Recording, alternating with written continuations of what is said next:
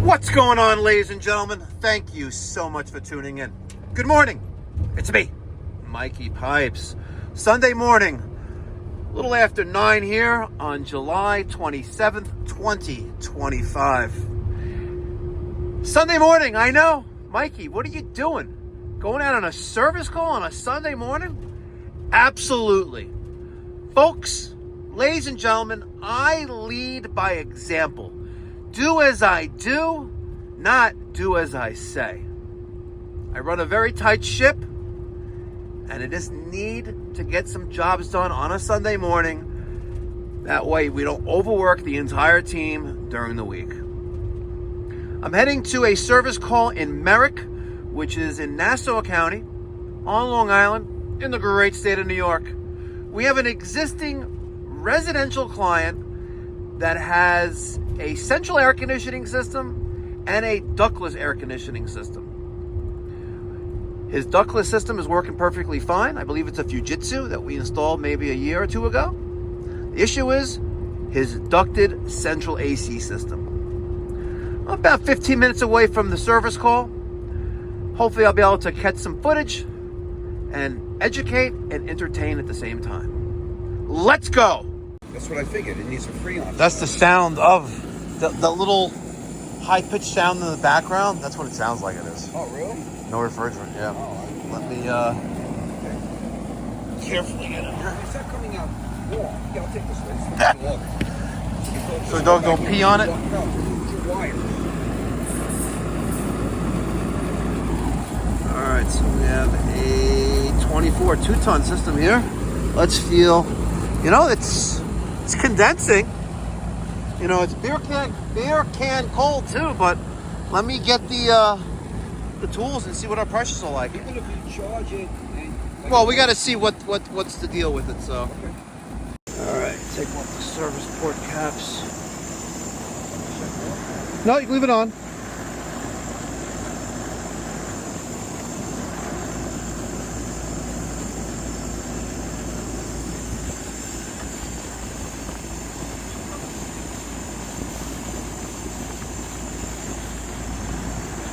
Oh, maybe I'm bypass.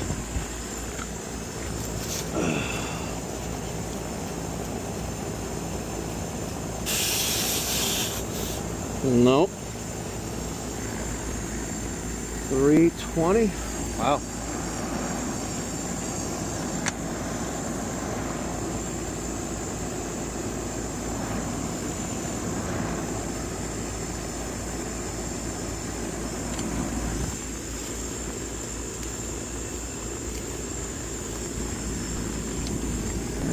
Let's get one right there.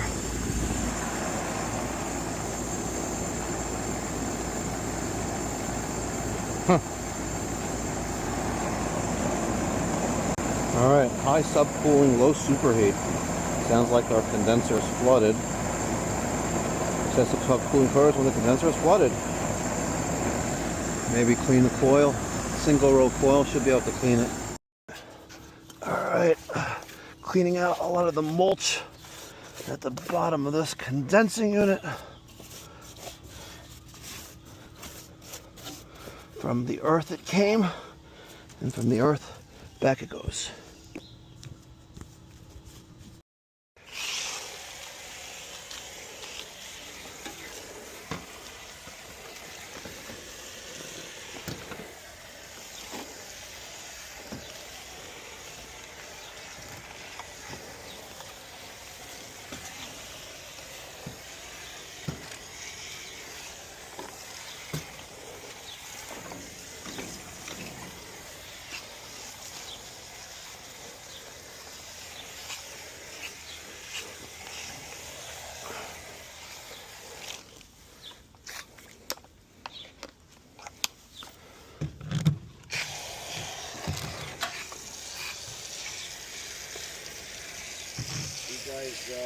MWBEs or WBEs? Yeah, the minority-owned business. Are you state certified or city? Not yet. Working on it. You got the city certification. No, working on it. Okay. Big advantage. A lot of like we're doing shelters right now. So a lot lot of the money is being subsidized by New York State. Wow. So, they give you a mandate. A certain percentage have to be disabled veterans, WB, and MWBE. Look at all that dirt just I see it. dumping right off of that thing. All right, thoroughly rinsing the spray foam container and gun so we can use it tomorrow for our next job. Otherwise, it's all caked up. Let's see what the world has become.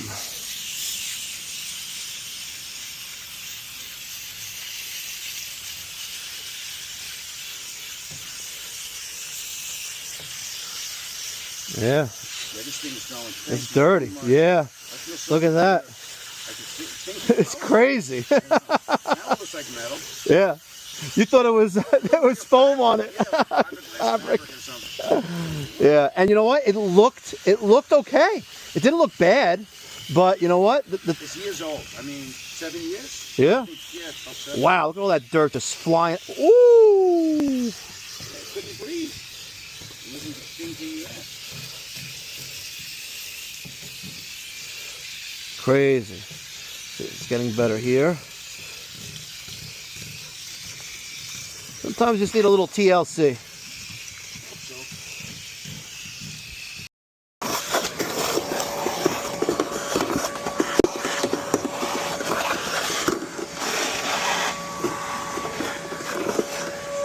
That's how you do it.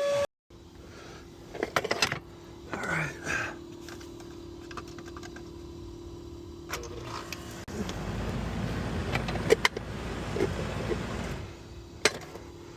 Yeah, that was not in there, huh?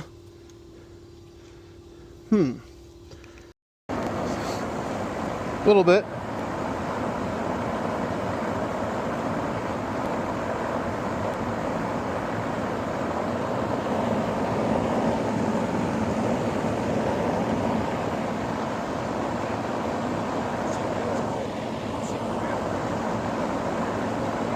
Yeah, take a few minutes though, but you can check if you want.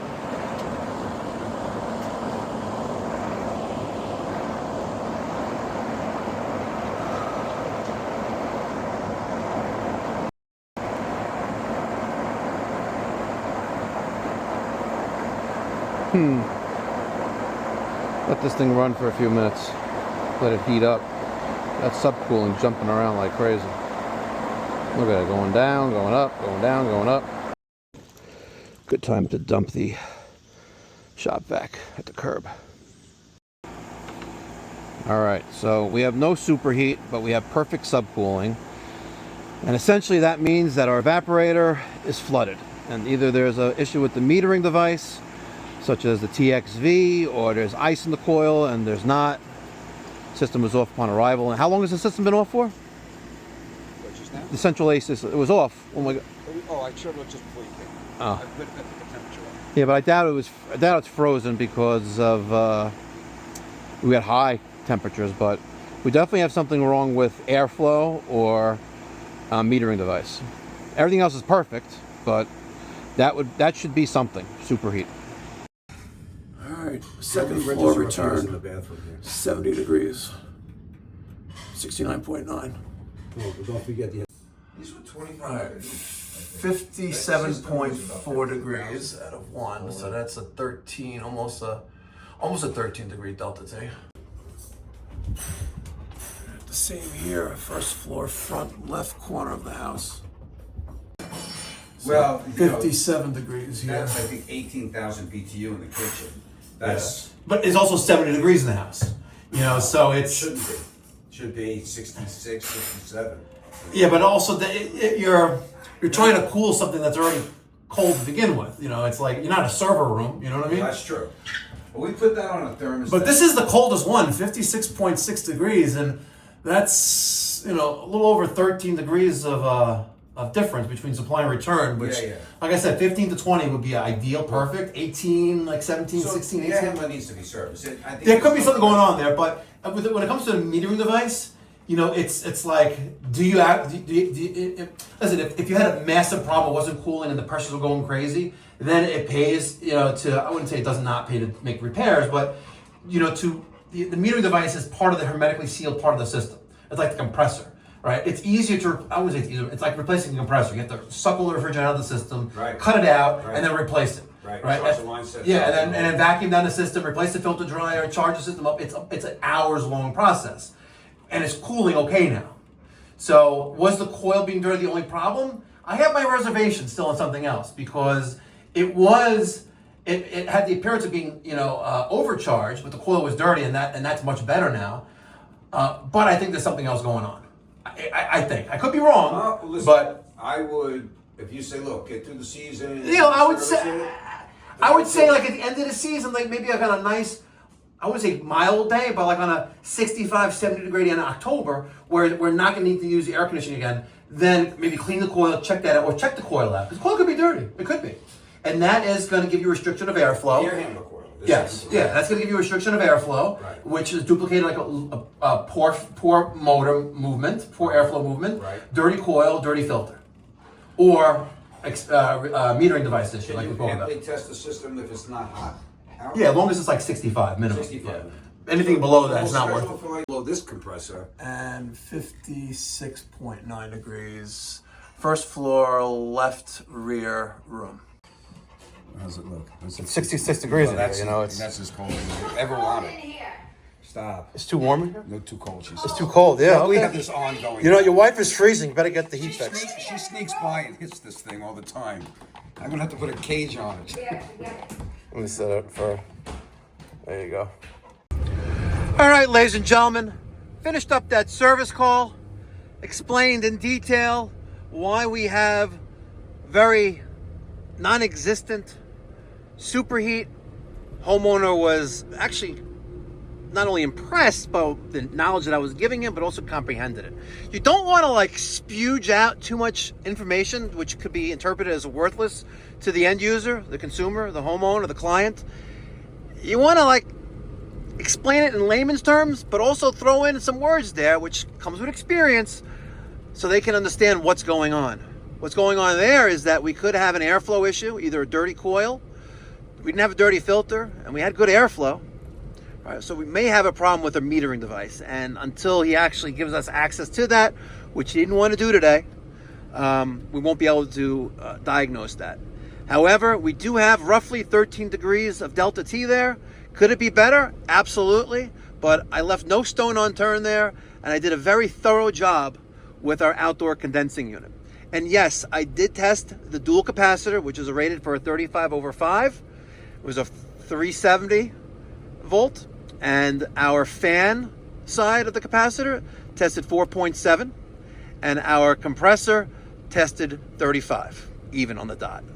So nothing wrong there, and the fan's running, and again, I did all I could do, given what I was allowed to work on. If you live in the Long Island, New York City metropolitan area, and you're tired of getting bamboozled by your HVAC contractor, I want you to pick up the phone and give us a call, 516-348-6300. You can also book an appointment online at pipedoc.net. The bottom of pipedoc.net, there's a red little button, book online. Brings you right to our booking page within our CRM called House Call Pro, which is great for any trade service professional.